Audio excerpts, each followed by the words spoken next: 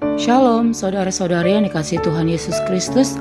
Saat ini kita akan merenungkan kebenaran firman Tuhan dengan tema Dia sumber pertolongan bagi orang percaya, yang terdapat dalam kitab Mazmur pasal yang ke-123 ayat 1-4. Saudara-saudari yang dikasihi Tuhan, Mazmur 123 termasuk dalam kategori kitab yang tidak menyebutkan nama penulisnya. Namun banyak dugaan penulis kitab ini adalah Daud karena dilihat dari gaya penulisannya. Pada perikop ini dijelaskan bahwa pemazmur dan orang-orangnya sedang mengalami pergumulan, yakni dihina dan diolok-olok oleh orang-orang yang sombong. Situasi tersebut pasti sangat berat bagi pemazmur karena tidak ada seorang pun yang suka jika ada orang yang menghina dan mengolok-olok dirinya. Saat ini kita akan mempelajari beberapa hal mengenai beberapa tindakan yang dilakukan oleh pemazmur ketika dia sedang berada di situasi yang berat itu. Yakni yang pertama, mencari pertolongan kepada Tuhan, terdapat pada ayat 1. Dalam ayat 1 dijelaskan bahwa di tengah-tengah situasi yang berat seperti itu, pemazmur tidak menjadi goyah karena dia tahu bahwa tempat pengaduan yang tepat baginya ialah Allah yang mampu memberikan pertolongan kepadanya. Pemazmur menyadari bahwa sumber kekuatan dan tempat pertolongan baginya hanya ada pada Allah.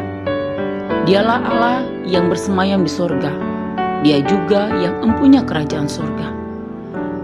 Kemudian poin yang kedua, memohon belas kasihan Tuhan dengan rendah hati, terdapat pada ayat yang ketiga. Pada ayat 3, pemazmur memohon belas kasihan Tuhan karena mereka mengalami penghinaan. Bahkan sudah cukup kenyang dengan penghinaan dan olok-olokan yang diterima dari orang-orang sombong yang benci terhadap mereka.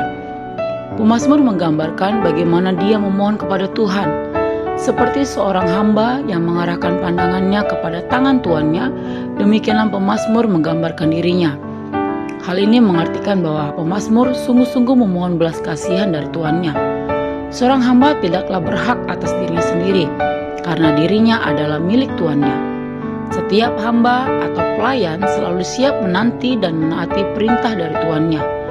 Dia tidak berhak untuk membantah. Seorang hamba selalu hidup berdasarkan dari belas kasihan tuannya. Saudara-saudari yang dikasihi Tuhan Yesus, melalui perenungan firman Tuhan hari ini kita dapat belajar bahwa olokan dan hinaan bisa menjadi ujian yang berat bagi orang percaya karena dapat menyebabkan imannya menjadi goyah. Tetapi jika orang percaya tersebut memahami tempat yang tepat kepada siapa dia harus mengadu dan menyatakan segala keluh kesahnya, yakni kepada Tuhan, maka Tuhan yang penuh belas kasihan itu akan memberikan pertolongannya kepada setiap orang yang berharap kepadanya. Sebagai orang percaya, kita harus dapat memahami bahwa pertolongan kita yang sejati hanya ada di dalam Allah yang empunya kerajaan sorga. Dialah Allah pencipta alam semesta, Allah yang sanggup melakukan perkara yang ajaib. Dialah sumber pertolongan kita. Situasi yang sulit bukanlah menjadi penghalang bagi kita untuk terus percaya kepadanya. Dia Allah yang jauh lebih besar daripada setiap persoalan kita. Apapun bentuk persoalan kita hari ini atau saat ini, kita harus percaya bahwa Allah kita jauh lebih besar daripada setiap persoalan kita. Ketika kita sedang berada dalam kesesakan, yang harus kita lakukan adalah datang kepada Tuhan dan mencari wajahnya. Kemudian kita juga harus menyadari siapa diri kita di hadapan Allah. Kita adalah pelayan-pelayan Tuhan yang harus siap sedia untuk mentaati dan melakukan segala kehendak-Nya. Dia adalah Tuhan dan Raja bagi setiap orang percaya. Dia Tuhan yang penuh belas kasihan. Kita juga harus belajar peka terhadap kehendak Allah. Kita bukan hanya memiliki Tuhan yang penuh belas kasihan, tetapi kita juga harus memahami bahwa kita juga memiliki Tuhan yang harus kita taati perintah-Nya.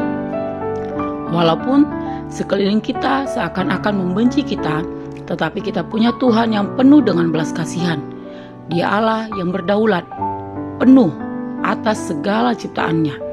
Tuhan Yesus memberkati. Shalom.